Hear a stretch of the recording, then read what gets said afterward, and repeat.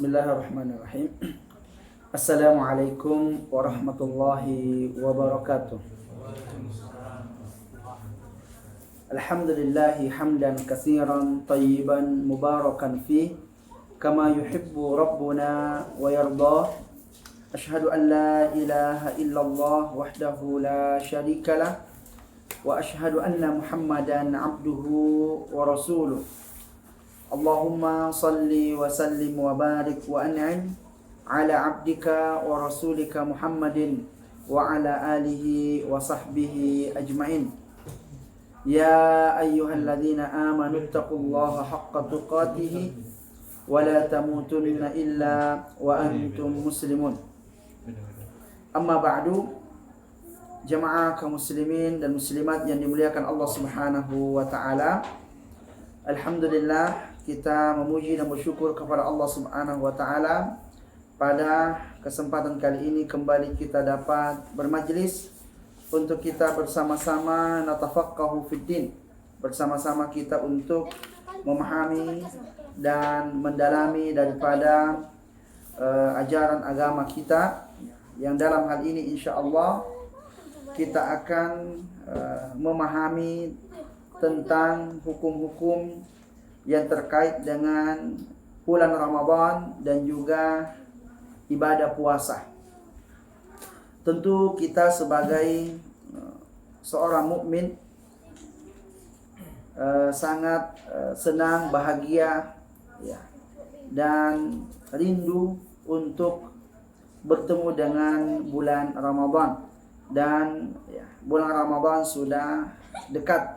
Alhamdulillah, kita berdoa kepada Allah Subhanahu wa taala, mudah-mudahan kita dipertemukan oleh Allah Subhanahu wa taala dengan bulan Ramadan dan kita diberi taufik oleh Allah Subhanahu wa taala untuk dapat benar-benar memaksimalkan ya waktu, memaksimalkan tenaga kita untuk kita dapat fokus ibadah kepada Allah Subhanahu wa taala. Terkait dengan bulan Ramadan ya, dan juga hubungannya dengan puasa ya. Kalau bulan Ramadan itu adalah waktu, adapun puasa adalah amalan, maka bulan Ramadan ini dia memiliki keutamaan tersendiri. Artinya waktu kita ya di bulan Ramadan itu punya keutamaan sendiri ya, di mana Rasulullah sallallahu alaihi wasallam ya memberikan kabar gembira kepada para sahabat ketika bulan Ramadan itu tiba. Berkata Abu Hurairah radhiyallahu taala an, kana Rasulullah sallallahu alaihi wasallam idza jaa Ramadan yubashshiru ashabah. Adalah Rasulullah sallallahu alaihi wasallam memberikan kabar gembira kepada sahabat-sahabatnya apabila bulan Ramadan itu datang. Qala, Rasulullah sallallahu alaihi wasallam bersabda, atakum Ramadan, datang kepada kalian bulan Ramadan.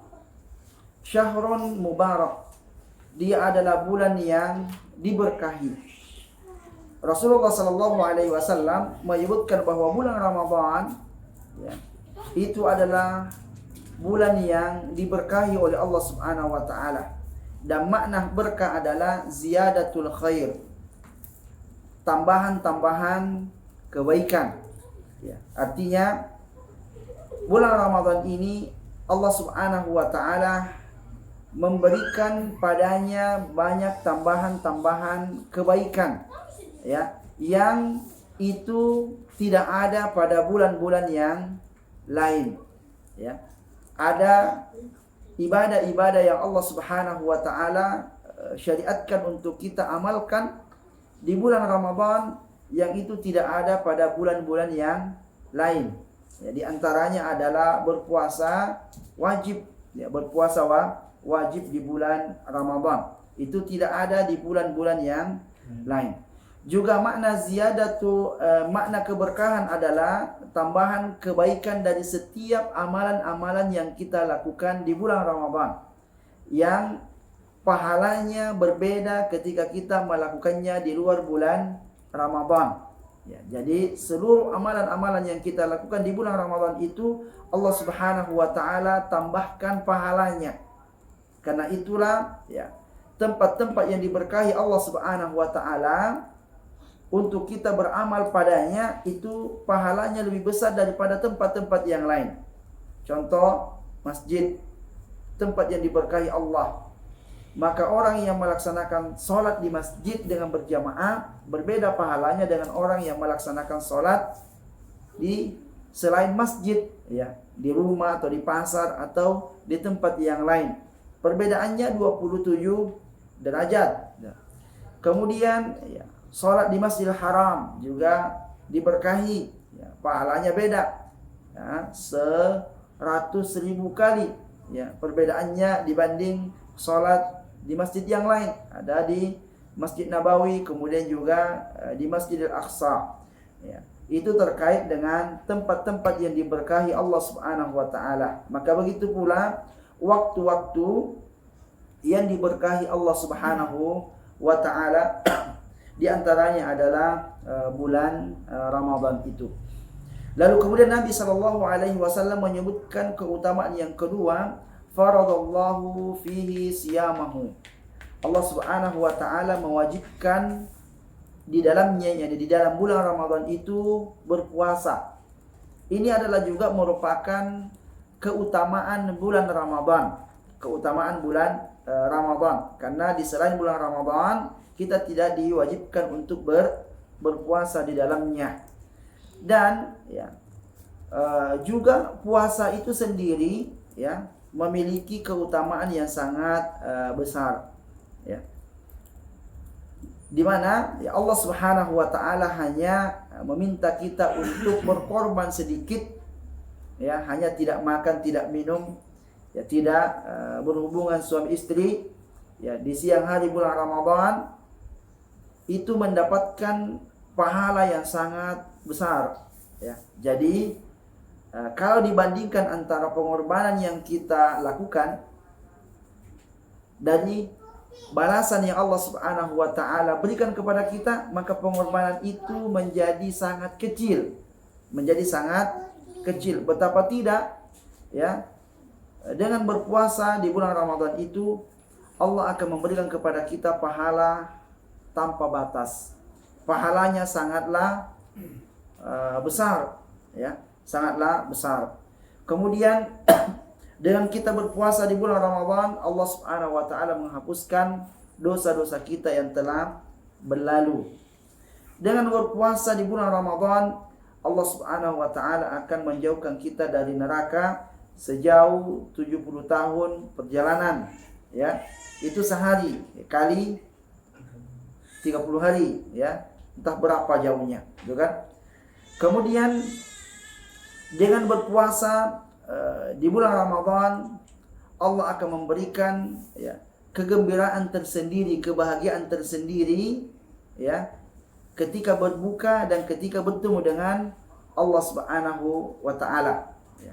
Dan juga, ya, dengan berpuasa Ramadan, ya, Allah Subhanahu wa taala akan memberikan pintu khusus nanti untuk masuk surga yang disebut dengan Babu Ar-Rayyan. Dan masih banyak lagi keutamaan-keutamaan yang lainnya, ya, dengan kita berpuasa. Maka, ya, bertemu kita dengan bulan Ramadan ini dan kita mengisinya dengan puasa itu adalah suatu keberkahan yang luar biasa, yang patut untuk kita bahagia, patut untuk kita senang, patut kita untuk selalu merindukan daripada bulan Ramadan itu.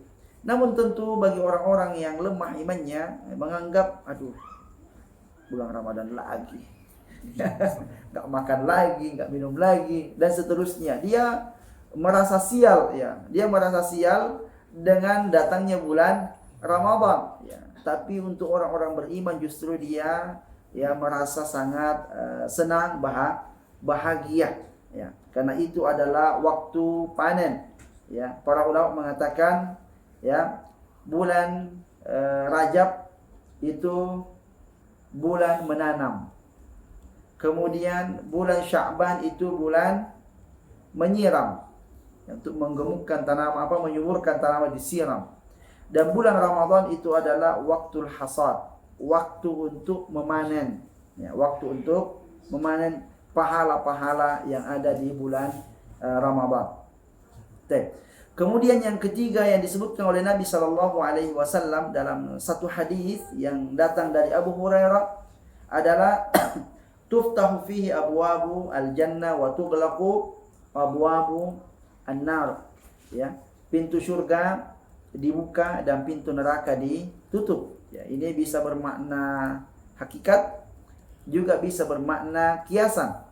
Kalau bermakna hakikat artinya benar-benar pintu surga dibuka dan pintu neraka ditutup. Ya. Kalau bermakna kiasan artinya seakan-akan, ya, pintu surga itu dibuka karena begitu banyaknya peluang-peluang, ya, untuk meraih pahala yang besar yang dengannya kita bisa masuk ke dalam surga. Pintu neraka ditutup karena pintu taubat. Ya, Allah Subhanahu wa taala buka lebar-lebar, ya, sehingga ya, seakan-akan, ya, tak ada yang masuk ke dalam neraka disebabkan karena Allah Subhanahu wa taala mengampuni seluruh dosa-dosa hambanya pada bulan Ramadan. Nabi sallallahu alaihi wasallam menyebutkan bahwa pernah Rasulullah sallallahu alaihi wasallam berkata amin ketika naik mimbar. Lalu kemudian para sahabat bertanya, atas apa engkau aminkan ya Rasulullah? Maka Nabi menjawab, baru sampai Jibril datang berkata, sungguh celaka orang yang bertemu dengan bulan Ramadan lalu keluar dari bulan Ramadan walam yukfarlah, dan dosanya belum diampuni. Sungguh celaka orang seperti itu. Maka karena malaikat Jibril berdoa begitu, maka aku aminkan. Dan hampir semua amalan yang kita lakukan di bulan Ramadan itu semua bonusnya adalah pengampunan dosa. Mulai dari puasa, Nabi mengatakan man shoma ramadhana imanan wa ihtisaban ghufira lahu ma taqaddama min dzambi. Itu puasanya. Ghufira lahu ma taqaddama min dzambi. Kalau qiyam Ramadannya, salat tarawihnya, Nabi mengatakan man qoma ramadhana imanan wa ihtisaban ghufira lahu ma taqaddama min dzambi. Ya, ditambah lagi dengan, ya, sedekahnya, ditambah lagi dengan zakat fitrahnya, semuanya itu memberikan keutamaan menghapuskan dosa-dosa yang telah berlalu. Maka ketika orang itu tidak melakukan semuanya itu di bulan Ramadan, itulah yang menjadi sebab dia tidak diampuni dosanya oleh Allah Subhanahu wa taala.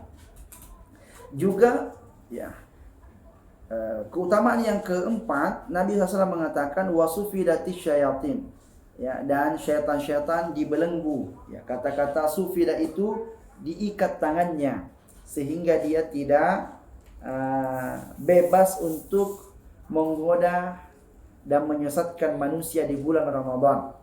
Namun dalam hadis yang lain disebutkan maradatus syayatin. Marada, kalau sufidatis syayatin itu umum, berarti semua syaitan dibelenggu gitu. Tapi dalam hadis yang lain disebutkan maradatus syayatin. Marada ini artinya bos-bosnya saja.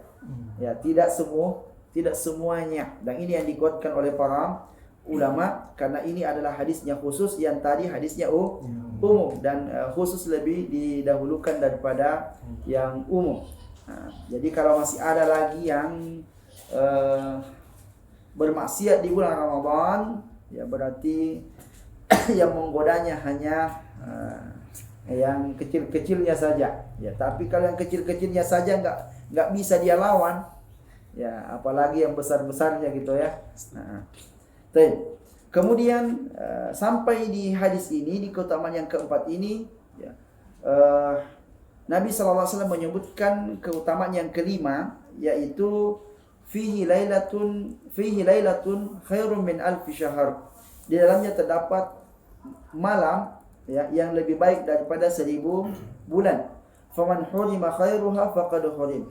Siapa yang diharamkan baginya kebaikan malam itu, sungguh seakan dia telah diharamkan kebaikan dalam seluruh hidupnya. Ya, kenapa? Karena 1000 bulan itu sama dengan 83 tahun. Mungkin umur kita nggak sampai 83, ya kan? Ya, jadi kalau ada orang yang terluput dari melakukan kebaikan-kebaikan pada malam Lailatul Qadar, berarti ruginya sama dengan kerugian dia tidak beramal selama dia hidup, bahkan lebih ya, karena dia 83 tahun ya, sedangkan umur kita mungkin tidak sampai segitu ya. Maka malam ini hanya terdapat di bulan Ramadan, nggak ada di malam-malam yang lain, dan ini merupakan keutamaan Allah Subhanahu wa taala untuk umat Rasulullah, karena umat Rasulullah itu umurnya pendek-pendek ya, namun pahalanya bisa lebih banyak daripada umat-umat terdahulu yang umurnya panjang-panjang ya.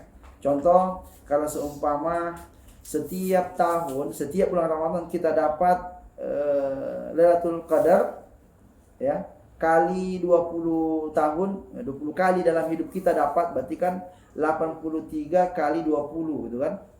Itu sudah 1000 tahun lebih, 1600 tahun. Itu kalau 20 kali kita dapat, ya kan?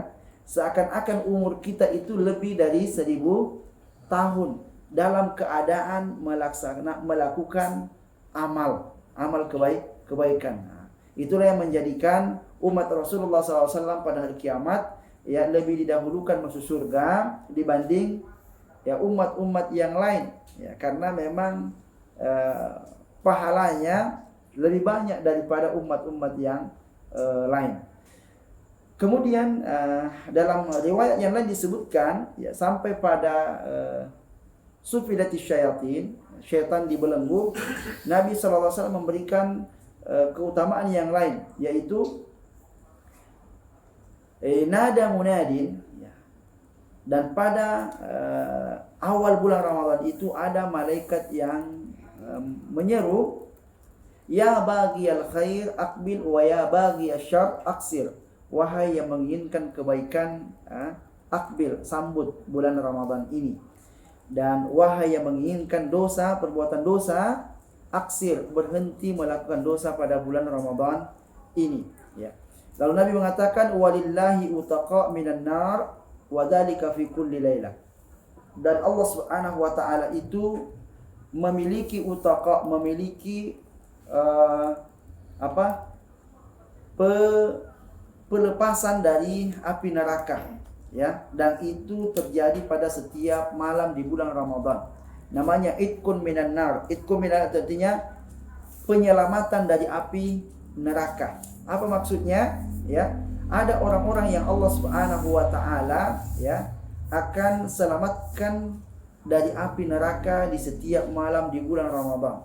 Yang ketika Allah menciptakan surga dan juga Allah menciptakan neraka, disebutkan oleh Nabi, juga Allah telah menciptakan penghuninya masing-masing. Sebelum kita hidup, sebelum kita ada di dunia ini, sudah ada, ketika Allah menciptakan surga dan neraka, plus sudah daftar nama itu sudah ada semua di situ.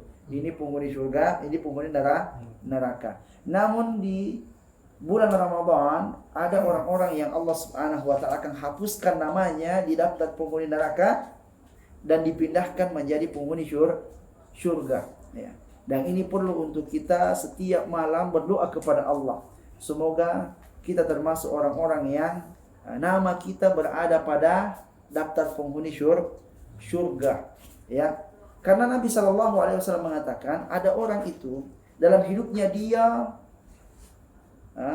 berbuat amalan-amalan ahli surga, tapi ketika ya antara dia dengan surga itu tinggal sejengkal, dia melakukan amal ahli neraka. Lalu kemudian dia masuk neraka.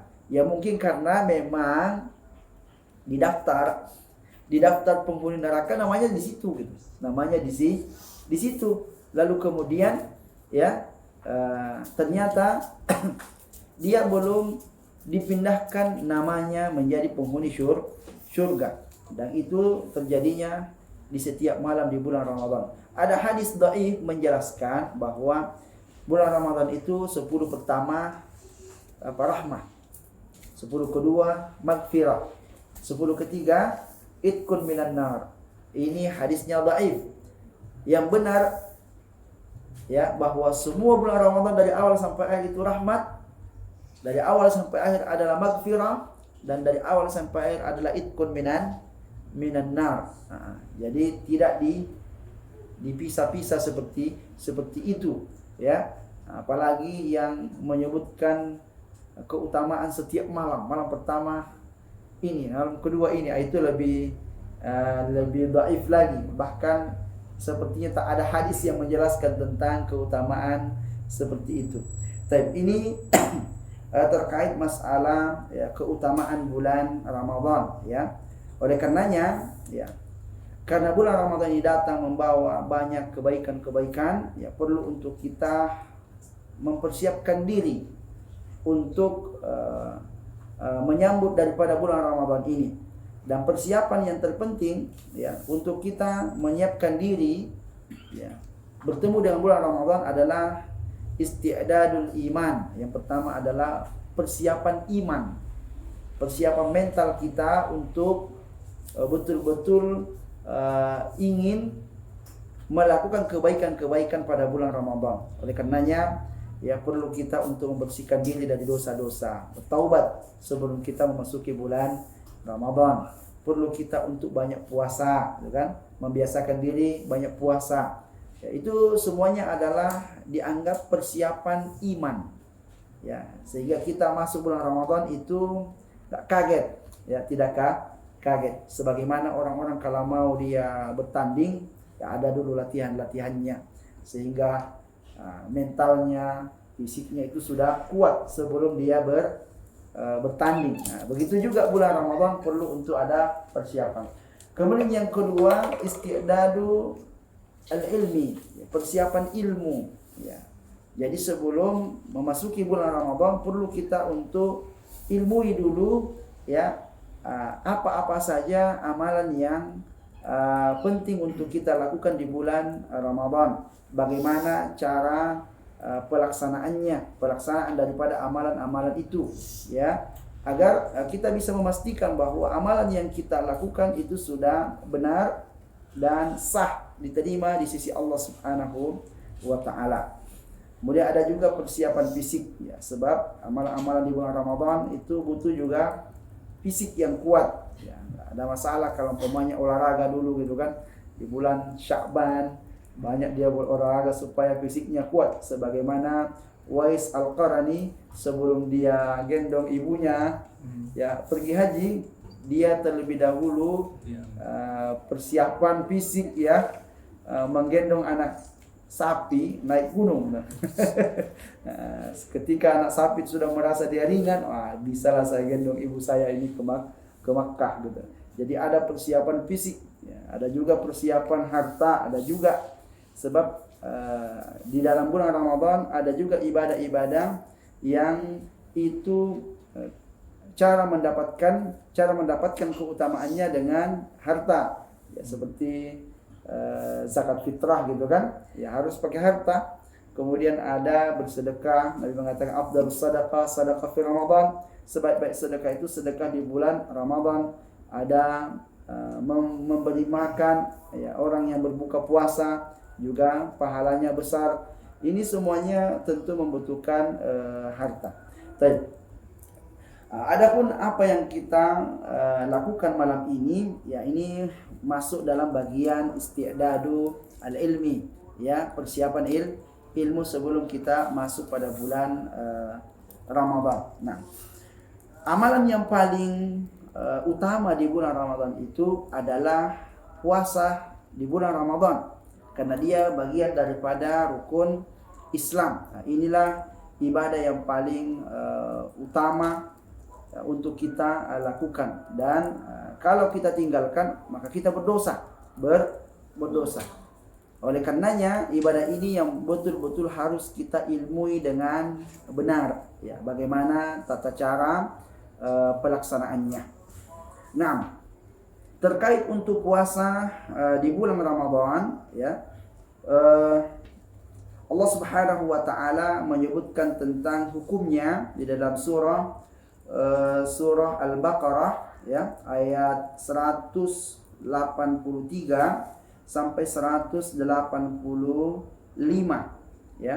Di situ Allah Subhanahu wa taala menjelaskan tentang masalah ibadah puasa. Allah mengatakan, ya ayyuhalladzina amanu kutiba alaikumusiyam kama kutiba alal ladzina min qablikum la'allakum tattaqun. Ya, di situ Allah mengatakan kutiba. Kutiba itu artinya diwajibkan. Dan ini adalah kata-kata yang paling jelas maknanya dalam hal menentukan hukum wajib. Ya, kemudian ada kata kedua yaitu faradha. Faradha ini juga menunjukkan wajib, sehingga tak bisa lagi ditafsirkan dengan kemungkinannya sunnah gitu ya. Kalau perintah, ya itu perintah juga bermakna wajib, tapi juga bisa bermakna sunnah. Ya. Namun kalau sudah dikatakan faradha atau kutiba, berarti tidak ada tafsiran lain kecuali itu maknanya wajib. Nah, dalam hadis yang lain Nabi Shallallahu Alaihi Wasallam, ya, ketika ditanya tentang puasa, beliau menjawab, ya, puasa apa yang wajib atasku? Maka Nabi menjawab, syahrul Ramadan, puasa Ramadan. Illa an tatawwa, ada tambahannya, tapi tambahannya hanya sunnah. Jadi ini juga menunjukkan bahwa puasa Ramadan itu hukumnya wajib. Lalu bima yajibu siyamu Ramadan, ya, dengan apa seseorang itu wajib berpuasa di bulan Ramadan. Ya, tentu, ya, disebutkan oleh para ulama, ya, dengan cara ru'yatu al-hilal, ya, dengan cara kita melihat hilal. Hilal itu adalah anak bulan, ya, anak bulan yang bentuknya begini ke atas atau atas ke bawah begini? Hah? Anak bulan itu melengkung dari melengkung begini atau dari atas melengkung ke bawah gini? Hah? Melengkung dari atas bawah gini, ya. Itu yang hilal. Karena kalau di akhir bulan kan dia kan akan berkurang nanti tinggal atasnya gitu kan? Jadi itulah yang perlu untuk diru'yah, dilihat, ya, dilihat dengan mata telanjang, ya. Kalau terlihat berarti wajib besoknya untuk puasa Ramadan, ya. Dan itu dilakukan di hari ke-29 Sya'ban. Di hari ke-29 Sya'ban, orang pergi melihat, ya, di mana tempat terbenamnya matahari, ya. Kalau terlihat berarti besok itu sudah tanggal 1 Ramadan. Kalau tidak terlihat, maka bulan Sya'ban disempurnakan menjadi 30, ya, 30. Nah, ini berdasarkan hadis Nabi sallallahu alaihi wasallam, faman syahida ini firman Allah, faman syahida minkumus syahra falyasum. Siapa yang menyaksikan di antara kalian bulan, maka hendaklah dia puasa. Kalau dia belum menyaksikan, belum puasa. Adapun hadis Nabi sallallahu alaihi wasallam bersabda, idza ra'aitumuhu fasumu. Apabila kalian melihatnya, maka puasalah. Wa idza ra'aitumuhu fa'aftiru. Apabila kalian melihatnya, maka berbukalah. Artinya untuk menentukan awal Ramadan dan 1 Syawal itu mesti pakai ru'yah, ya, pakai ru'yah, pakai melihat anak bulan itu, ya. Dan dalam hadis yang lain Nabi SAW mengatakan, ya, asyhru tis'un wa ishruna laila. Sebulan itu jumlahnya 29 hari, ya. Fala tasumu hatta tarahu. Jangan kalian berpuasa hingga engkau melihat bulan itu, ya. Fa in ghamma alaikum fa akmilu al-iddata salasin. Jika tidak terlihat oleh kalian anak bulan itu atau hilal, maka sempurnakanlah bilangan bulan Sya'ban 30 hari. Nah, karena bulan Hijriah ini atau bulan Qamariyah dia jumlahnya kadang 29, kadang 30. Kalau tidak terlihat, berarti untuk meyakinkan kita bahwa kita puasa di bulan Ramadan itu, habiskan dulu bulan Sya'ban, baru kemudian puasa Ramadan. Karena kalau sudah 30 nggak mungkin jadi 31, pasti kembali ke satu. Maka itulah yang disebut yakin. Puasa di tanggal 30 Sya'ban ini namanya hari syak. Hari syak. Apa itu syak? Hari keraguan. Ini jangan-jangan ini 1 Ramadan atau masih 30 Sya'ban. Nah, itu haram untuk kita puasa pada hari itu. Jadi harus jelas kita puasa Ramadan ya dengan tak ada keraguan sedikit pun bahwa hari itu adalah hari tanggal 1 Ramadan. Cara untuk menentukannya, kita lihat hilal atau sempurnakan bulan Sya'ban jadi 30 hari. Maka sebetulnya ya kaedahnya ya sangat mudah gitu. Jadi Rasulullah SAW untuk berpuasa Ramadan itu tidaklah susah ya, tinggal pergi ru'yah di tanggal 29 ya. Kalau tidak terlihat ya udah jadikan Sya'ban 30 hari, kan mudah kan? Enggak ada susah-susah gitu kan? Tidak ada susah. Nah, dan yang melihatnya itu boleh diri sendiri atau orang lain ya, yang melihatnya kemudian dia beritakan kepada kita, walaupun hanya satu orang yang memberitakan. Tapi untuk 1 Syawal syaratnya minimal 2 orang. Kalau 1 Syawal, kita besok ini lebaran apa enggak gitu kan, itu harus 2 orang. Kalau untuk puasa cukup satu orang saja sudah cukup. Nah itu terkait masalah cara menentukan awal Ramadan. Walaupun ada juga cara yang lain, yaitu dengan cara hisab ya, hisab, metode hisab ya. Hanya saja ya ini banyak para ulama yang mengatakan tidak perlu pakai itu, karena dengan ru'yah dan menyempurnakan bulan Sya'ban itu sudah sangat cukup. Ngapain lagi cari metode yang lain ya. Walaupun tentunya kalau seandainya ada orang mau menggunakannya kemudian menggabungkannya, maka itu termasuk bagian daripada cabang ilmu ya. Yang menentukan tanggal 2 April puasa itu hisab yang menentukannya. Ru'yah belum bisa menentukannya. Karena apa? Karena kalau ru'yah harus dilihat di tanggal 29 Sya'ban itu ya, puasa apa enggak gitu kan ya. Lalu kemudian kalau hisab itu dia kemungkinannya 1, enggak akan kemungkinan 2, karena menghitungnya dia hanya memastikan wujudul hilal, namanya wujudul al-hilal. Lihat tak lihat wujudu al-hilal gitu kan. Artinya kalau dia hitung dia sudah melewati batas akhir, berarti kan sudah naik gitu.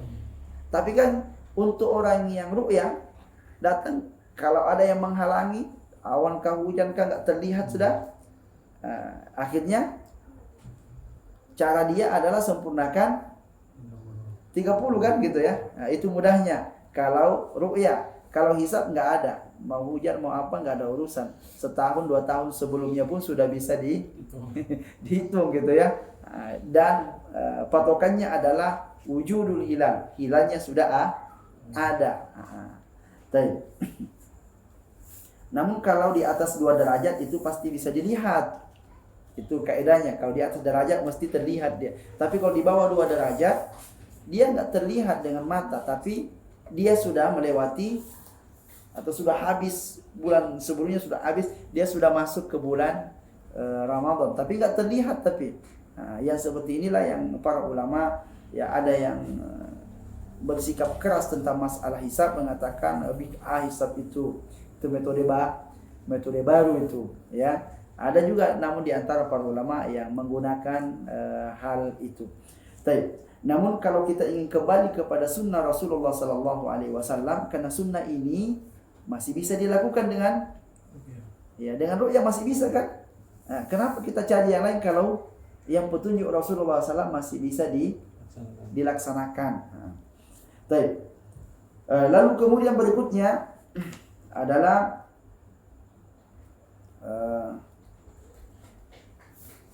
tentang hukum puasa di tanggal 30 Sya'ban, itu hukumnya haram.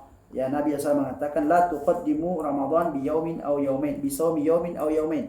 Jangan kalian mendahului puasa di bulan Ramadan itu dengan puasa sehari atau 2 hari. Ya, 2 hari. Bahkan para ulama mengatakan kalau nggak biasa puasa, ya nggak biasa puasa sunnah gitu, maka hanya boleh puasa sampai nisfu Sya'ban. Ya, nisfu Sya'ban. Jadi artinya di bulan Sya'ban ini boleh kita puasa sebanyak-banyaknya. Boleh kita dari 1, 2, 3, 4 puasa tiap hari boleh. Tapi hanya sampai pada nisfu Sya'ban. Ya, untuk tiap harinya kalau mau. Lewat dari nisfu Sya'ban yang tidak terbiasa puasa sunnah tidak boleh puasa lagi. Tidak boleh puasa lagi. Yang boleh puasa hanya orang-orang yang sudah biasa puasa, ya, dia sudah biasa puasa. Senin Kamis masih boleh lanjut dia. Senin Kamis. Sampai kapan? Kalau seandainya bertepatan, ya, hari puasanya dengan yaum syak, sehari atau 2 hari sebelum Ramadan, dia masih diberikan rukhsah, keringanan untuk puasa. Ya, jadi nanti kan kemungkinan puasanya di hari Sabtu. Berarti masih boleh puasa di hari Kamis. Itu kan 2 hari sebelum Ramadan ya. Ya, kalau seandainya puasanya itu hari Jumat, berarti masih boleh puasa di hari Kamis untuk Senin Kamisnya. Tapi itu yang sudah terbiasa. Adapun orang yang nggak biasa, maka haram dia puasa pada hari tersebut. Ketika kita diharamkan untuk puasa, berarti kita disuruh makan. Nah, jadi bolehlah sebelum masuk Ramadan sehari 2 hari makan gitu kan, tak ke restoran mana makan gitu kan, ajak keluarga, ajak anak, ya nggak apa-apa. Ya, sebagaimana hari Lebaran juga haram puasa, berarti disuruh makan di situ, tidak mengapa. Ya, tujuannya kata para ulama, ya, untuk membedakan mana puasa sunnah dan mana puasa wajib. Jadi berhenti puasa, jangan puasa dulu, ya, supaya jelas gitu kan, mana puasa sunnah, puasa wajib. Tujuan yang kedua kata para ulama supaya semangat puasa. Supaya semangat puasa. Biasanya kalau anak-anak, saya traktir kamu hari ini ya. Nah, tapi besok puasa ya. Ya, siap puasa besok gitu kan. Nah, itu diantara hikmah-hikmahnya yang disebutkan oleh para ulama. Baik. Kemudian berikutnya syurutu sihhatis siyam, syarat sahnya puasa. Syarat sahnya puasa. Yang pertama adalah at-taharatu minal haid wan nifas. Ya, dia suci dari haid dan nifas. Ini tentu khusus untuk perempuan. Yang kedua adalah an-niyah, ya, berniat untuk puasa. Ya, berniat untuk puasa. Dan untuk melengkapi daripada niat kita ini ada 3 hal yang harus dihadirkan dalam hati kita. Yang pertama al-jazmu, yakin bahwa besok itu Ramadan. Jangan ragu-ragu gitu kan.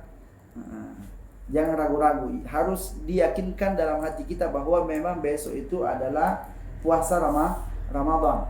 Kemudian yang kedua at-ta'yin, harus memperjelas, ya, memperjelas puasanya bahwa ini puasa Ramadan, ya. Lalu yang ketiga at-tabyid. Tabyid itu artinya harus berniat di malam hari. Harus berniat di malam hari untuk puasa besok.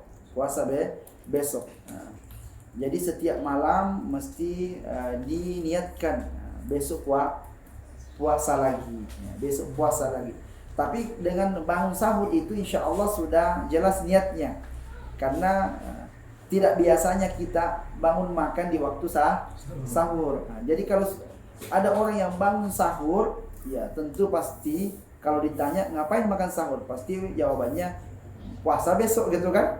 Nah, jadi dengan makan sahur itu insya Allah sudah jelas bahwa dia telah berniat untuk berpuasa besoknya. Nah, kemudian Berikutnya adalah ruknus siyam, rukun puasa. Puasa. Rukun puasa itu hanya satu, yaitu menahan diri dari segala hal-hal yang dapat membatalkan puasa sejak terbit fajar hingga terbenam matahari. Ya. Jadi ini rukunnya. Rukun ini bisa batal tidak rukunnya. Apa pembatal rukunnya ini? Ya, pembatalnya kalau melakukan pembatal puasa atau berniat untuk tidak puasa. Berniat untuk tidak puasa. Nah, maka oleh karenanya ya, niat itu harus dijaga sampai terbenam matahari ya.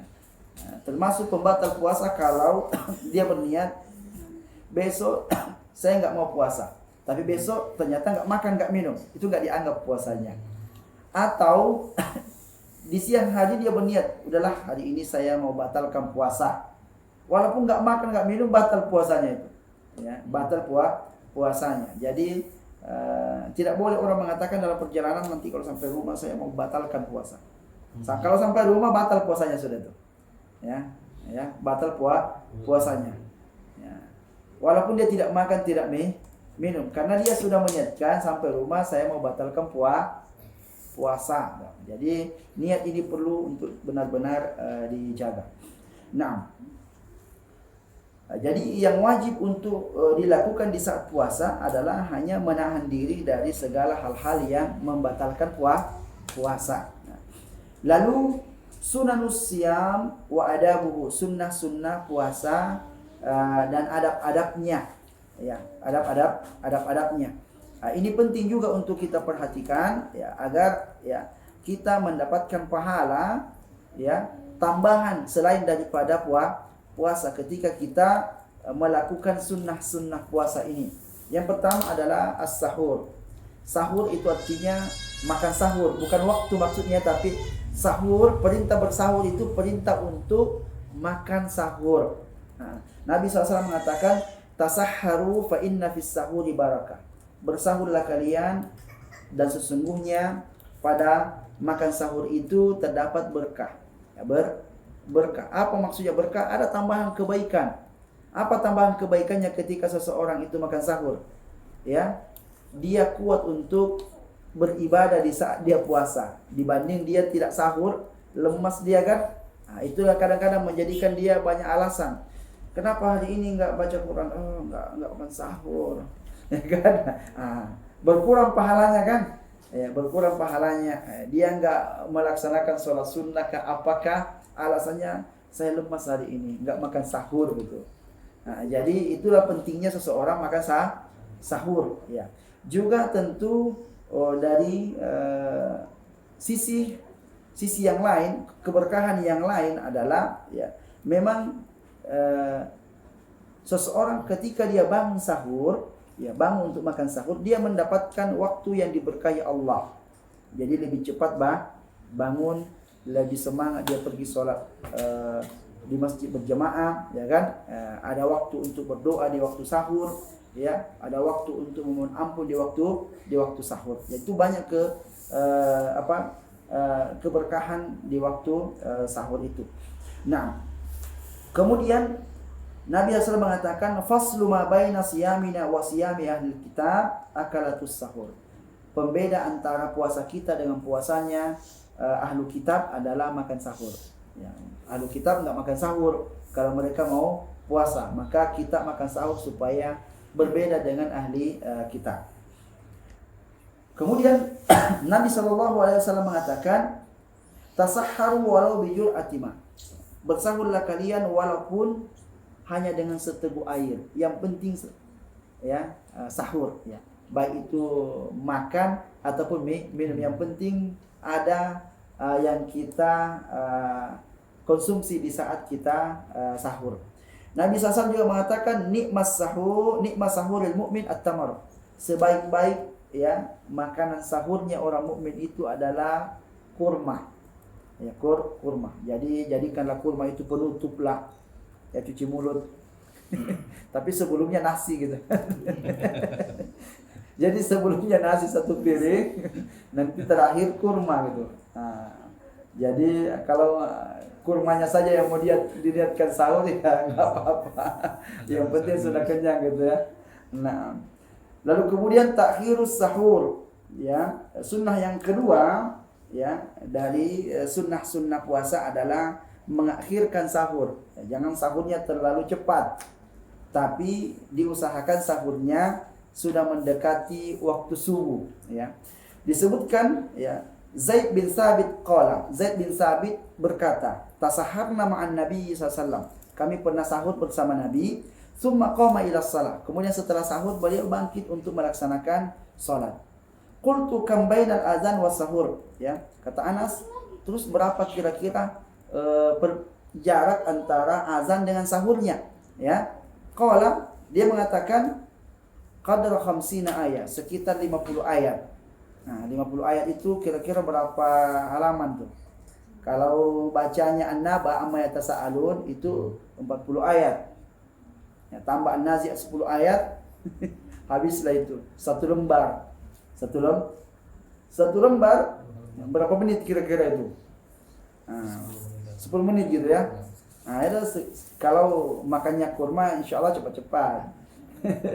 Tapi kalau makannya yang lain ini lama baru habis kan, jangan pula tinggal 10 menit azan baru makan, nggak habis nanti kan. Nah, kalau kurma insyaallah habis aja dia tuh 10 biji pun masuk itu, ya kan. Nah, jadi yang intinya ya kita bisa memperkirakan bahwa habis makan sahur kita azan berkumandang itu. Nah, jadi tidak terlalu jauh jaraknya antara makan sahur dengan azan. Tapi kan ada sekarang imsak pula. Ya, imsak itu puasa artinya. Jadi belum lagi waktu puasa kita sudah disuruh puasa. Kan itu namanya merugikan kita gitu kan. Walaupun 10 menit gitu, masih ada waktu lagi untuk makan, di situ sudah dilarang kita untuk makan. Jadi istilah imsak itu tidak ada jika yang dimaksud adalah 10 menit atau 15 menit sebelum azan. Jadi akhir daripada dilarang kita makan dan minum adalah azan subuh atau masuk waktu subuh. Nah.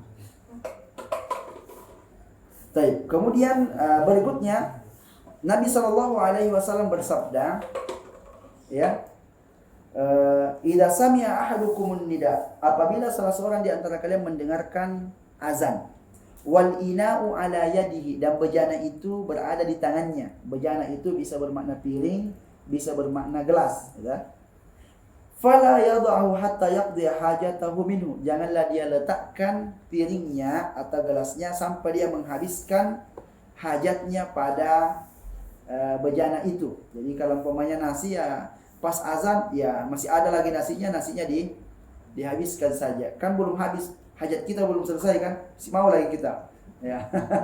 Nah, begitupun ya minum dihabiskan saja sampai selesai hajat kita.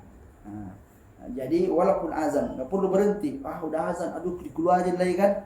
Nah, apalagi kalau sudah dalam mulut kan? Ini masih di piring aja, masih disuruh makan. Apalagi kalau di dalam mulut, lanjut aja gitu, nggak usah dimuntahkan, dikeluarkan dari mulut. Nah, yang penting jangan nambah lagi. Jadi kalau ngambil langsung banyak-banyak saja. Tapi artinya ini jangan disengaja pula gitu kan, selalu begitu modelnya. Ini mungkin kalau bertepatan gitu ya, mungkin lambat kita atau apalah sibuk, tiba-tiba kita makan, aduh sudah azan, udah nggak apa-apa, diselesaikan saja makannya. Nah, tapi jangan pula disengaja tiap hari kayak gitu modelnya gitu kan. Nah, kemudian yang ketiga ta'jilul iftar, takjil iftar, ya, menyegerakan berbuka. Ya, inilah dari kata-kata inilah diistilahkan ada takjil gitu kan. Takjil artinya menyegerakan. Bukan makanan berbuka. Bukan makanan berbuka. Nah, kalau sahur, iya, sahur itu masuknya makanan sahur. Tapi kalau iftar, takjil itu artinya menyegerakan berbuka. Ya. Disebutkan bahwa Nabi SAW bersabda, la yazalun nasu bi khairin ma'ajjalul fitrah. ya, manusia itu akan selalu menjadi baik selama mereka mempercepat berbuka. Mempercepat berbuka artinya kalau sudah masuk waktu berbuka, segera berbuka. Jangan lagi nunda-nunda, nanti isya aja baru saya buka. Tambah-tambah pahala. Gak ada lagi tambah-tambah pahala setelah itu. Ya, Rasulullah SAW itu perintahkan kita segera berbuka. Namun kalau ada orang yang wisolnya nyambung, nggak berbuka, wisolnya hanya boleh sampai sahur. Tidak boleh dia wisol 2 hari nggak makan sama sekali. Itu haram hukumnya. Namun Rasulullah SAW melakukan itu. Kadang Rasulullah itu wisol. Jadi hari ini sampai buka nggak berbuka, sampai sahur nggak sahur juga. Lanjut besoknya. Nah, itu namanya puasa wisol. Rasulullah melarang umatnya puasa wisol. Ketika Rasul ditanya, tapi engkau puasa wisol? Kata Nabi SAW, saya beda. Saya itu diberi makan dan diberi diminum. Ya, tidak sama dengan kalian. Ya, jadi artinya Rasulullah SAW ya mungkin diberikan oleh Allah Subhanahu Wa Taala kekuatan untuk ya tidak makan, tidak minum. Beda dengan kita, kalau kita 2 hari habislah kita kan, nggak bisa lagi berdiri. Ya. Nah. Kemudian Nabi SAW mengatakan, "Idza ra'aitumul laila qad aqbala min hahuna faqad aftara as-sha'im." Apabila kalian telah melihat malam datang dari sini, ya, maka sudah boleh bagi seseorang untuk berbuka. Yang intinya kalau matahari sudah terbenam, maka itulah waktu untuk berbuka.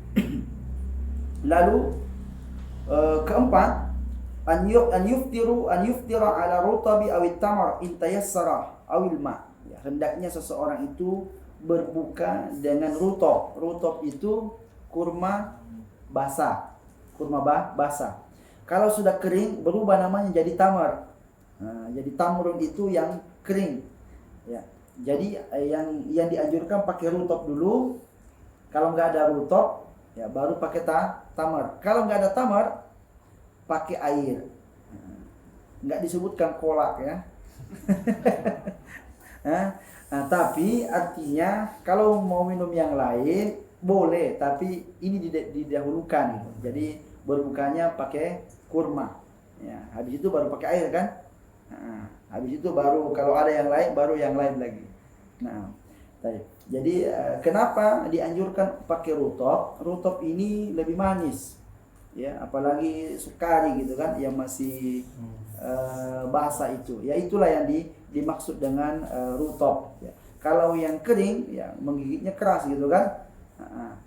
Tapi manis juga, ya, karena ketika seseorang seharian loyo, ya nggak makan nggak minum, pas ketemu yang manis kan dia langsung segar. Nah, Nabi SAW disebutkan oleh Anas bin Malik, ya, kana yuftiru ala rutabatin qabla an yusalliya. Nabi SAW itu berbuka pakai rutab, beberapa biji rutab sebelum salat. Fa in lam takun rutaba fa ala tamarat. Kalau tidak ada rutab, maka baru pakai tamar, ya. Fa in lam takun hasawatin minal ma. Kalau tidak ada rutab, tidak ada juga tamar, maka hendaklah beliau itu meminum beberapa teguk air. Nah, jadi air kalau berbuka dengan air itu sunnah, sunnah. Nah, kemudian berikutnya ad-du'a indal fitri bima ya'ti, berdoa ketika berbuka, ya, dengan doa berikut. Ya, doanya adalah dhahaba dhama'u wa batallatil uruqu wa thabatal ajru insyaallah. Yang artinya telah hilang dahaga, telah basah kerongkongan, dan telah tetap pahala insyaallah. Ya, ini dibaca setelah minum. Setelah minum, bukan sebelum berbuka. Karena maknanya begitu. Maknanya seperti itu. Ya, telah hilang dahaga. Kalau belum minum, ya, belum berbuka, sudah telah hilang dahaga. Mana hilang dahaga? Belum hilang lagi dahaganya gitu kan. Belum basah lagi tenggorokan gitu. Jadi dibaca setelah berbuka.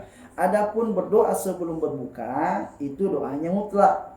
Karena itu adalah waktu-waktu yang mustajab untuk berdoa. Jadi kalau mau berdoa sebelum buka puasa, ya 10 menit sebelum buka puasa kemudian dia berdoa, maka doanya mutlak, tidak ada doa khususnya. Jadi doa ini dibaca setelah berbuka puasa. Nah, adapun doa yang satu lagi, apa itu? Allahumma lakasumtu. Ini hadisnya dhaif. Hadisnya dhaif, maka kita tidak menggunakan hadis itu, ya, doa itu. Ya, kalau ada yang sahih, untuk apa kita pakai yang dhaif. Nah, kemudian berikutnya al-jud wa qiraatul Quran wa mudarasatuhu. Ya, di antara sunnah-sunnah yang mesti kita lakukan di saat kita berpuasa adalah berderma, ya, berderma dan juga membaca Al-Qur'an, mempelajari Al-Qur'an, ya. Karena Rasulullah SAW itu disebutkan beliau orang yang paling dermawan. Tapi kalau bulan Ramadan lebih dermawan lagi, ya. Karena memang bersedekah di bulan Ramadan itu adalah sedekah yang paling afdal, yang paling utama. Oleh karenanya kita katakan tadi perlu juga ada istidadul mal, ya, persiapan harta untuk kita niatkan kita sedekahkan di bulan Ramadan. Lalu at-tarafu amma yuhbitu sawab as-sawmi minal ma'asi adh-dhahira wal batinah. Dia betul-betul menjaga diri dari segala perbuatan-perbuatan yang dapat mengurangi atau menghilangkan pahala puasa. Jadi orang yang bermaksiat di saat dia puasa, itu pahala puasanya berkurang atau bisa bahkan habis. Jadi tidak ada sama sekali pahala yang dia dapatkan dari puasa itu, ya. Nabi SAW mengatakan, man lam yada' qawla zur wal amala bihi falaysa lillahi hajatun fi an yada'a ta'amahu wa syarabah. Barang siapa yang tidak meninggalkan ucapan-ucapan dusta, ya, wal amala bihi, dan melakukan perbuatan-perbuatan dosa, maka Allah tidak butuh dia meninggalkan makan dan minum. Jadi artinya Allah nggak kasih dia pahala. Nah, dalam hadis yang lain Nabi SAW mengatakan bahwa idza kana yawmu shaumi ahadikum fala yarfas wala yaskhab wala yajhal fa in syatamahu ahadun aw qatalahu falyaqul inni sha'im. Apabila salah seorang di antara kalian puasa, jangan dia berkata-kata yang kotor, ya, berkata-kata dusta, ya. Dan janganlah dia berbuat perkara-perkara yang bodoh. Perkara-perkara bodoh ini yang perkara-perkara dosa, ya.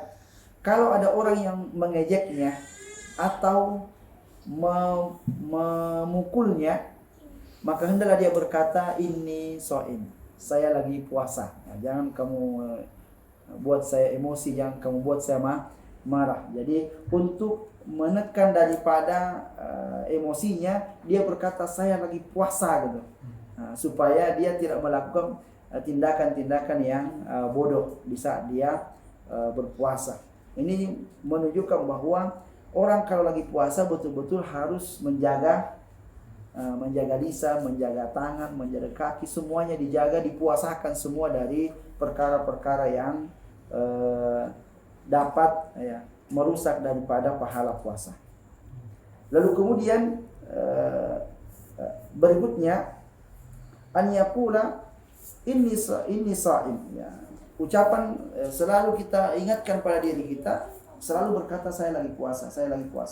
Jadi mungkin kalau lagi nonton apa gitu kan, saya lagi puasa, mau nonton gitu. Mau nonton mungkin nonton yang enggak bagus gitu, ya, dia langsung mengatakan padanya saya lagi puasa, supaya kata-kata saya lagi puasa itu bisa mencegah keinginannya untuk, ya, nonton, untuk apa gitu, dari perbuatan-perbuatan yang sia-sia. Nah, lalu berikutnya, ya, satu lagi yaitu mubtilatus syiyam, ya, pembatal-pembatal puasa. Inilah yang harus kita jaga dari diri kita selama kita puasa. Kalau ini yang dilakukan maka puasanya batal. Kalau puasanya batal, konsekuensinya harus diganti. Beda tadi dengan berkurang pahala, ya, pahalanya saja yang kurang tapi tidak harus mengganti. Nah, yang pertama adalah makan dan minum, ya. makan dan minum dengan sengaja, ya, dalam keadaan dia ingat bahwa dirinya itu puasa, namun tetap aja dia makan dan minum. Maka disebutkan ta'ammudul aqli wasyarbi yujibul qada, ya. Jadi sengaja makan dan minum, ya, dalam keadaan dia ingat, ya, dirinya itu lagi puasa, itulah yang membatalkan puasa. Tapi kalau dia makan dan minum dalam keadaan lupa, maka puasanya tidak batal. Puasanya tidak batal. Lanjut saja, ya, sambil mengatakan alhamdulillah. Ya, karena apa? Karena Rasulullah Shallallahu Alaihi Wasallam itu mengatakan bahwa man nasiya wa huwa sha'im, siapa yang lupa padahal dalam keadaan dia puasa, fa akala aw syariba, lalu dia makan atau minum, falyutimma shaumahu, hendaklah dia sempurnakan puasanya, ya. Fa inna ma at'amahu Allah wa saqa, karena sesungguhnya Allah lah yang memberi makan dan memberi minum padanya, ya. Maka artinya itu adalah rezeki yang Allah Subhanahu wa taala telah tetapkan kepada kita, yang wajib untuk masuk ke dalam diri kita, walaupun dalam waktu yang dilarang kita untuk makan dan minum. Jadi lanjut saja puasanya. Nah, dan kemudian disebutkan makna makan atau minum adalah yaitu memasukkan sesuatu, ya, ke dalam diri kita, ya, melalui tenggorokan. Kalau dia tidak melalui tenggorokan, maka dia tidak membatalkan puasa. Contoh lewat telinga gitu kan, air masuk lewat telinga, atau pakai tetes mata ketika sakit mata kan masuk juga ke dalam itu, ya, maka ini tidak membatalkan. Adapun tetes hidung ini, kata para ulama, kalau dia lewat masuk ke sini batal. Kalau tidak gitu, karena Nabi Shallallahu Alaihi Wasallam melarang kita untuk istinsyak dengan kuat, ya, ketika puasa. Istinsyak itu memasukkan air ke dalam hidung. Nah, kalau nggak puasa disuruhnya kuat-kuat, diisap dengan kuat. Nggak apa-apa dia lanjut masuk ke tenggorokan, nggak apa-apa. Nah, tapi kalau dalam keadaan puasa tidak, karena jangan sampai kalau kencang tiba-tiba loncat masuk ke dalam tenggorokan, batal lah puasa. Nah, dan juga kata para ulama, masuk juga walaupun tidak lewat tenggorokan, tapi tujuannya adalah bisa menggantikan makan atau minum. Contoh di infus, ya, itu kan bisa menggantikan makan atau minum. Maka ini juga membatalkan puasa. Jadi kalau punya sakit, ya, habis itu diinfus dia, saya nggak makan nggak minum kok. Nah, tapi diinfus, dan ini atau mungkin disuntik, dengan suntik, di mana suntikan itu bisa menjadikan seseorang menjadi kuat. Tapi kalau umpamanya sakit-sakit apa gitu disuntik dengan obat yang tidak ada hubungannya dengan makan dan minum, ya, maka tidak apa-apa. Ya, mungkin divaksin saat puasa gitu kan, nggak apa-apa divaksin saat puasa, itu tidak membatalkan puasa. Tapi kuat nggak divaksin gitu. Jangan sampai pulang ke rumah jadi lemas kan, wah. Maka jadi nggak boleh divaksin jadinya di saat puasa. Nah, kemudian yang kedua adalah ta'ammudul qai, ya, sengaja muntah, muntah. Ya. Kalau tidak sengaja, mungkin cium apa kemudian tiba-tiba dia muntah, maka ini tidak mengapa. Tidak mengapa karena tidak ada ikhtiar, tidak ada pilihan. Itu bukan gara-gara kita sendiri yang mengusahakannya untuk muntah. Nabi SAW mengatakan, man zara'ahul qai falaysa alaihi qada. Siapa yang terpaksa dia itu muntah, maka tidak ada qada, tidak mengganti puasa. Berarti puasanya dianggap sah karena tidak harus diganti. Wa man istaqa'a amdan falyaqdi. Siapa yang sengaja dia muntah, maka hendaklah dia mengqada. Mungkin tak sengaja itu dikorek-korek di apa supaya dia muntah, maka orang seperti ini batal puasanya dan harus dia mengqadha, mengganti puasanya di hari yang lain. Berikutnya al-haid wal nifas, ya. Haid dan nifas. Ya, ini hukumnya haram dia puasa. Hukumnya dia haram untuk puasa. Lalu berikutnya ta'ammudul istimna, sengaja mengeluarkan air mani. Sengaja mengeluarkan air mani dengan cara apapun. Ini juga membatalkan puasa walaupun tidak harus membayar kafarat. Ya. Tapi kalau berjima kan batal puasanya plus dia harus bayar kafarat. Tapi kalau dia sengaja mengeluarkan air maninya, maka puasanya batal tapi tidak membayar kafarat. Dari sisi mana ya mengeluarkan air mani itu membatalkan puasa? Karena di antara yang harus ditahan di saat kita puasa adalah syahwat, ya, syahwat. Maka ketika sengaja melampiaskan syahwat di saat puasa, maka membatalkan puasa. Ya, di antaranya adalah dengan mengeluarkan air mani. Ya. Lalu kemudian berikutnya adalah al-jima', yang berjima. Ya, cuma berjima ini ada tambahan hukumannya. Selain dia harus mengqadha, dia harus memerdekakan budak. Kalau tidak bisa memerdekakan budak, puasa 2 bulan berturut-turut. Kalau tidak bisa puasa, baru kemudian memberi makan 60 orang miskin. 60 orang miskin. Ini berat hukumannya ketika seseorang berjima di siang hari bulan Ramadan. Nah, lalu berikutnya niatul iftar, ya, berniat untuk berbuka. Ya, di siang hari dia niat untuk berbuka, maka batallah puasanya. Dan yang terakhir adalah ar-riddatu, yaitu murtad keluar dari Islam. Murtad keluar dari Islam, maka batallah puasanya. Karena syarat wajib seseorang untuk berpuasa adalah dia muslim, balik, akil, sehat mukim dan bersih dari haid dan nifas. Itu syarat wajibnya. Kalau orang itu ada pada beberapa yang kita sebutkan tadi syarat-syarat wajib itu, maka dia tidak wajib puasa. Di antaranya sakit, ya kan? Berarti kan syarat wajibnya sehat. Kemudian mukim dan artinya tidak safar. Karena kalau safar boleh dia tidak puasa. Lalu kemudian bersih dari haid dan nifas. Nah, itu namanya syarat wajib.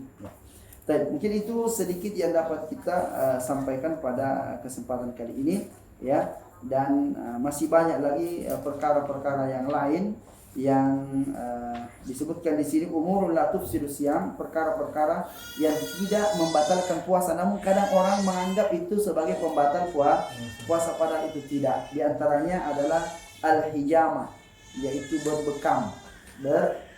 Berbekam itu tidak membatalkan puasa, walaupun sebagian ulama menganggap itu sebagai pembatal puasa. Nah, jika ada yang ingin ditanyakan, dipersilahkan. Silakan.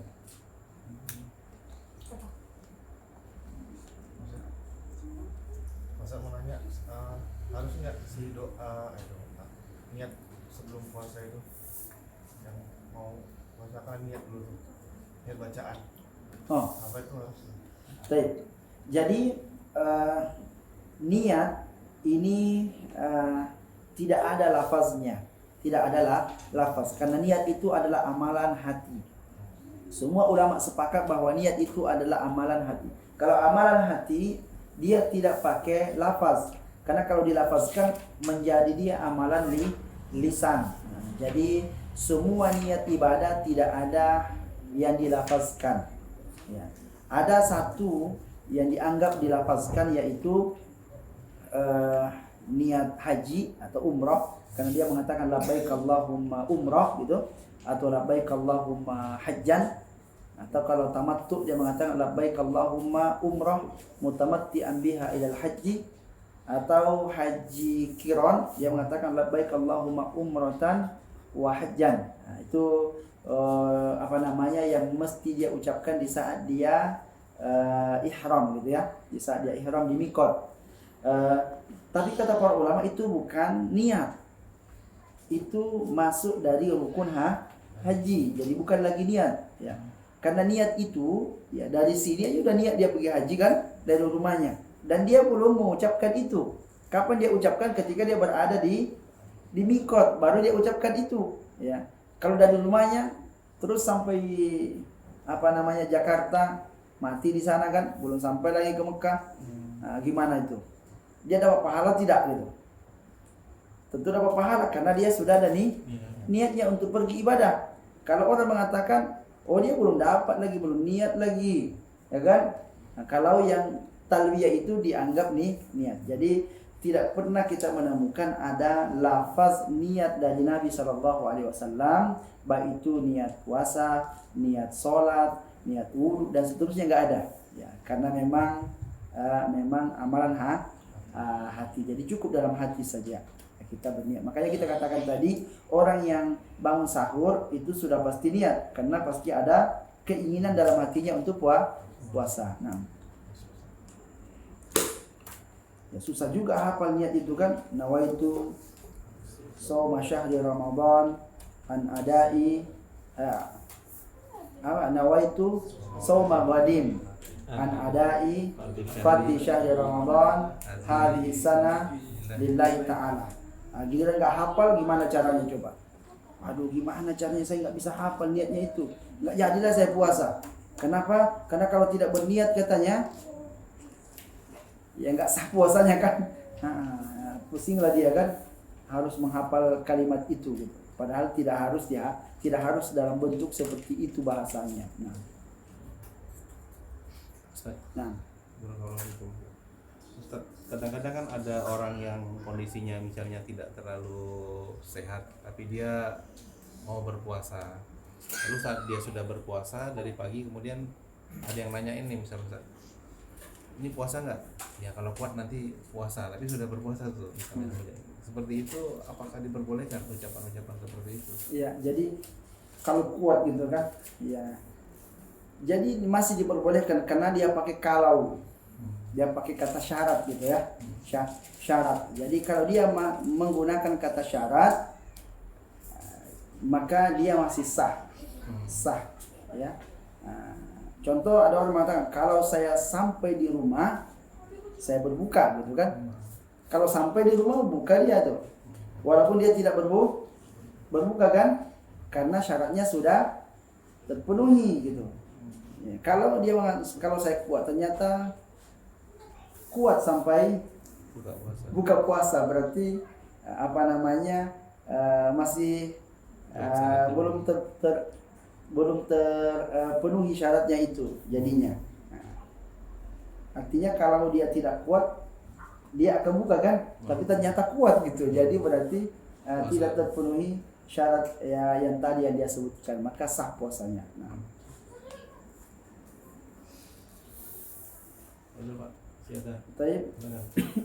Dari Ummahat ada?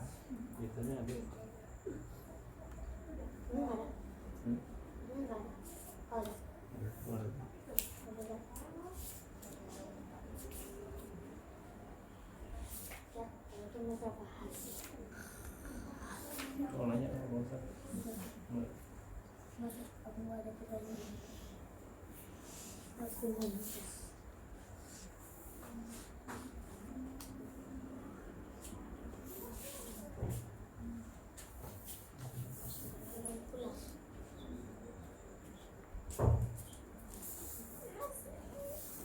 Silakan Pak, kamu masih ada Pak?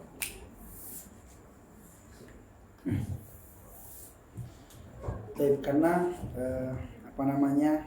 dua pertemuan ya puasa ini ya. Jadi saya bagi dua pembahasannya ya. Malam ini cukupkan untuk satu motivasi, kemudian terkait masalah puasa secara singkat gitu. Dan masih banyak lagi penjelasannya tentang masalah disebutkan al-muftirun, orang-orang yang boleh tidak puasa dengan berbagai macam kondisinya dan apa yang harus dia lakukan ketika dia melakukan atau ada padanya hal-hal yang membolehkan dia untuk tidak berpuasa. Juga masalah qada ya, dan zakatul fitrah, zakat fitrah, iktikaf.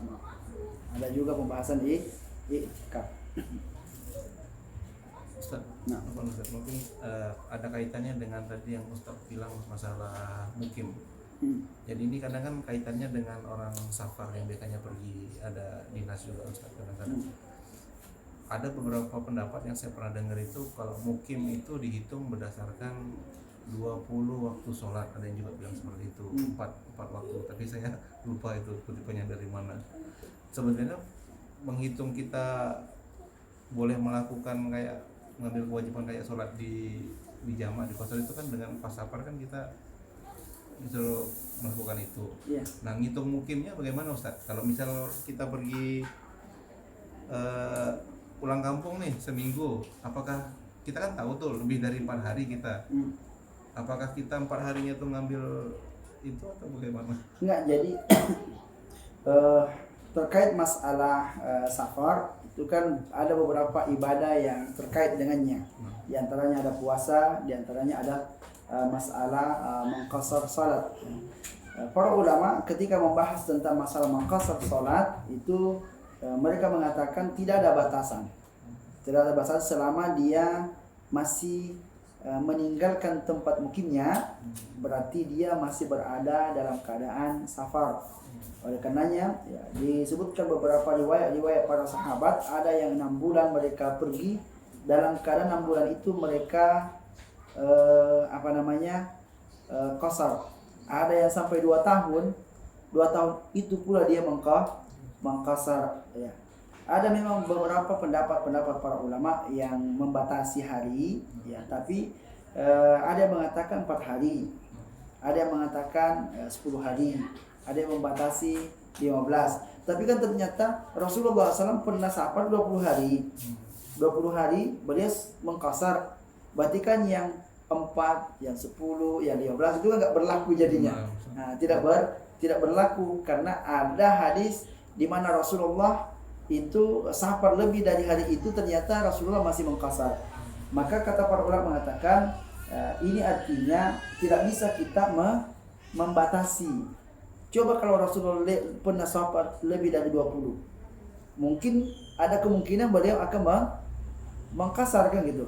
Oleh karenanya ya, kapan seseorang itu safar maka boleh baginya untuk mengqasar, boleh juga baginya untuk tidak berpuasa. Jadi selama statusnya itu musafir, maka dia boleh untuk mengqasar dan boleh baginya untuk tidak berpuasa. Hanya saja berpuasa ketika safar ini ya, Rasulullah SAW pernah safar beliau puasa ya, jadi tergantung kemampuan. Kalau mampu puasa silahkan puasa dan itu lebih utama ya, lebih utama. Tapi kalau tidak mampu untuk puasa karena lemas, maka jangan puasa, atau bahkan bisa membahayakan diri ketika puasa di saat safar, maka hukumnya wajib orang untuk berbuka ya, karena sampai memudaratkan. Tapi kalau berat maka sunnah baginya untuk berbuka. Tapi kalau dalam keadaan dia kuat, contoh kita sekarang kalau safar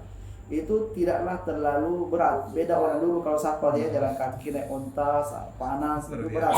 Kalau kita naik pesawat sampai Jakarta, turun dari pesawat naik mobil gitu kan, sampailah ke tujuan kita, nggak ada kesulitannya gitu.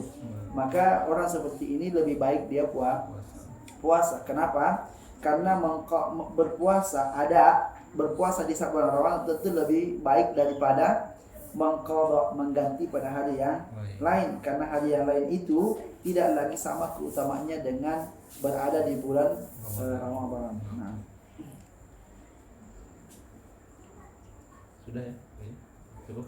Insyaallah kita mau dulu. Nah, kita cukupkan sampai di sini kajian kita. Mudah-mudahan ini bisa memberikan kepada kita semangat ya, dan juga ilmu untuk menjalankan daripada puasa pada bulan Ramadan. Wassallallahu ala nabiyyina Muhammadin wa ala alihi wa sahbihi wasallam. Subhanakallahumma bihamdika asyhadu an la ilaha illa anta astaghfiruka wa atubu ilaik. Wassalamualaikum warahmatullahi wabarakatuh.